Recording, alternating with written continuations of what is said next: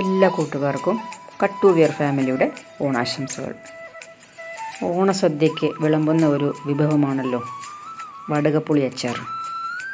പക്ഷേ വടുകപ്പുളി അച്ചാറിന് ഭയങ്കര കയ്പ്പാണെന്നാണ് പൊതുവെയുള്ളൊരു നിഗമനം. പക്ഷേ അതിൽ നിന്നും വ്യത്യസ്തമായിട്ട് ഒട്ടും കയ്പ്പില്ലാതെ, ലേശം കയ്പ്പില്ലാതെ നമുക്കെങ്ങനെയാണ് ഈ വടുകപ്പുളി അച്ചാർ ഉണ്ടാക്കുന്നത് നോക്കാം. അപ്പോൾ വീഡിയോ ഇഷ്ടപ്പെട്ടാൽ എല്ലാവരും സബ്സ്ക്രൈബ് ചെയ്ത് സപ്പോർട്ട് ചെയ്യണേ.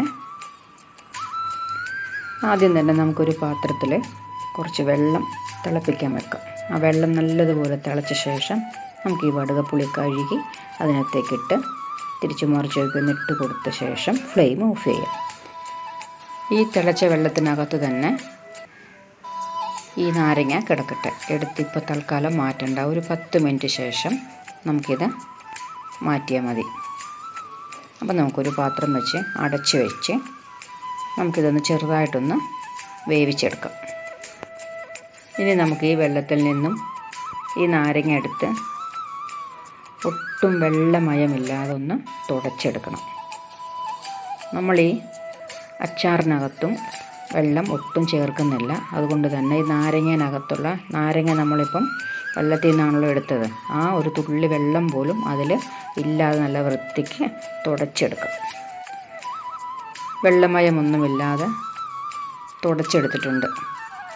ഇനി നമുക്കത് സാധാരണ നമ്മൾ കുഞ്ഞു കഷ്ണമാക്കിയിട്ട് മുറിച്ചെടുക്കണം. അതിന് വേണ്ടിയിട്ട് നമുക്കതിൻ്റെ തലയും വാലും ഒക്കെ ആദ്യം അങ്ങ് കട്ട് ചെയ്ത് കളയണം. കട്ട് ചെയ്ത് കളഞ്ഞ ശേഷം പതിവുപോലെ നെടുക പിളർന്നിട്ട് ആ നാരങ്ങയ്ക്കകത്തുള്ള കുരു ഉണ്ടാവുമല്ലോ, ആ കുരു എടുത്ത് മാറ്റിയ ശേഷം നമുക്ക് ചെറുതായിട്ട് കട്ട് ചെയ്തുകൊണ്ട് വരാം.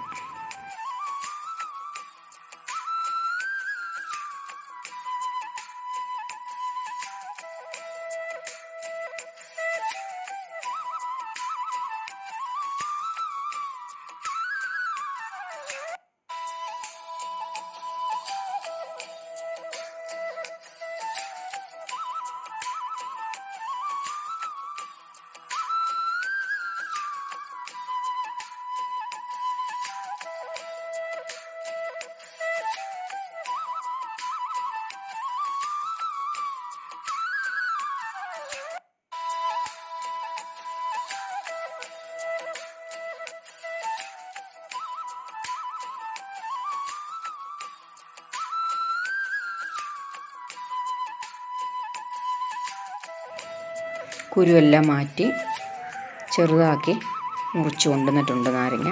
അതിന് ശേഷം കുറച്ച് ഉപ്പ്, ഞാൻ കല്ലുപ്പാണ് ഇട്ടത്, കുറച്ച് ഉപ്പ് ചേർത്ത് ഒന്ന് ഇളക്കി നമുക്ക് തൽക്കാലം ഇത് മാറ്റി വെക്കാം.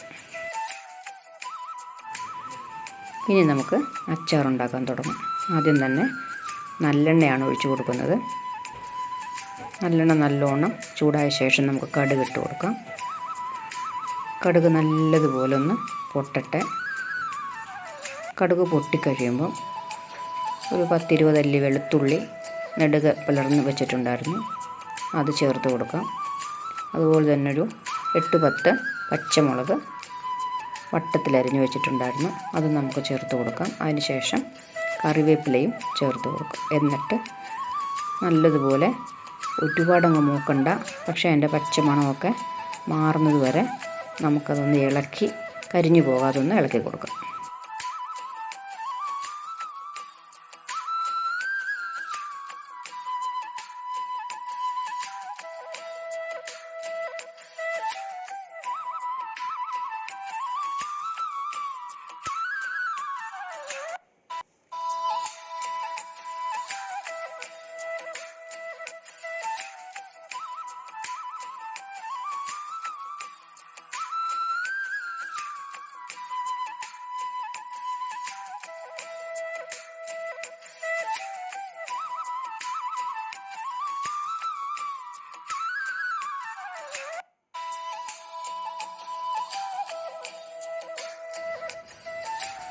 ഈ ഒരു പാകമാകുമ്പോഴേക്കും നമ്മുടെ സ്റ്റൗവിൻ്റെ തീ ഒന്ന് കുറച്ചിട്ട ശേഷം മുളക് പൊടി, മഞ്ഞൾപ്പൊടി, കായപ്പൊടി, ഉലുവാപ്പൊടി നമ്മൾ എത്രയാണോ നാരങ്ങ എടുത്തത് അതനുസരിച്ച് നമുക്ക് ഈ ഒരു പൊടികളിട്ട് കൊടുക്കാം.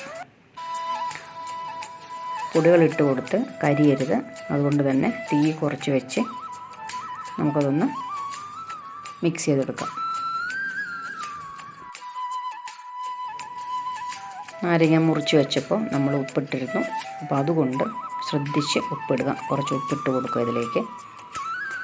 വീണ്ടും നല്ലതുപോലെ മിക്സ് ചെയ്യുക. തീ കൂട്ടി വെക്കരുത്, കരിഞ്ഞു പോകും. പൊടികളൊക്കെ മൂത്ത ശേഷം നമുക്ക് ഗ്യാസ് സ്റ്റവ് ഓഫ് ചെയ്ത് കൊടുക്കാം. ഇനി ഒട്ടും തീ വേണ്ട. എന്നിട്ട് നമുക്ക് നമ്മൾ ഈ ചീനിച്ചട്ടി അടക്കം, അതായത് മസാലയും ചട്ടിയും എല്ലാം തണുക്കുന്നത് വരെ നമുക്ക് വെയിറ്റ് ചെയ്യാം. ഒട്ടും ചൂട് വേണ്ട. ഫുള്ള് തണുത്തതിന് ശേഷം നമുക്ക് എന്ത് ചെയ്യണമെന്ന് വെച്ചാൽ നമ്മൾ അരിഞ്ഞു വെച്ചിരിക്കുന്ന ഉപ്പ് പുരട്ടി വെച്ചിരിക്കുന്ന നാരങ്ങ ഇതിലേക്ക് ഇട്ട് കൊടുക്കാം.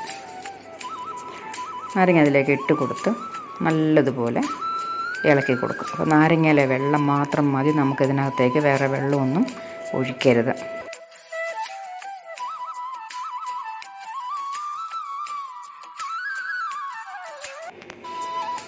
അത് നമുക്ക് നല്ലതുപോലെ ഇളക്കി കൊടുത്തതിന് ശേഷം നമുക്കൊരു ചെറിയൊരു സംഭവം കൂടി എടുത്ത് ചേർത്ത് കൊടുക്കാം. ഒരു 1.5 സ്പൂൺ പഞ്ചസാര ചേർത്ത് കൊടുക്കാം. അപ്പോൾ ഒട്ടും കയ്പുണ്ടാവില്ല. ആ പുളിയും ആ എരിവും ആ ഉപ്പും എല്ലാം ഒന്ന് ബാലൻസ് ചെയ്യാൻ വേണ്ടിയിട്ടാണ്. ഒട്ടും മധുരവും തോന്നിക്കത്തില്ല. അപ്പോൾ അത്രയും കൂടെ ചേർത്ത ശേഷം നമുക്ക് നല്ലതുപോലെ മിക്സ് ചെയ്ത് അടച്ച് വയ്ക്കാം. ഒട്ടും കയ്പില്ലാത്ത ഈ വടുകപ്പുളി അച്ചാർ എല്ലാവരും ഒന്ന് ട്രൈ ചെയ്ത് നോക്കി അഭിപ്രായം പറയണേ. അപ്പോൾ വീഡിയോ കണ്ട എല്ലാ കൂട്ടുകാർക്കും നന്ദി. അടുത്തൊരു വീഡിയോയിൽ കാണും വരെ നന്ദി, നമസ്കാരം.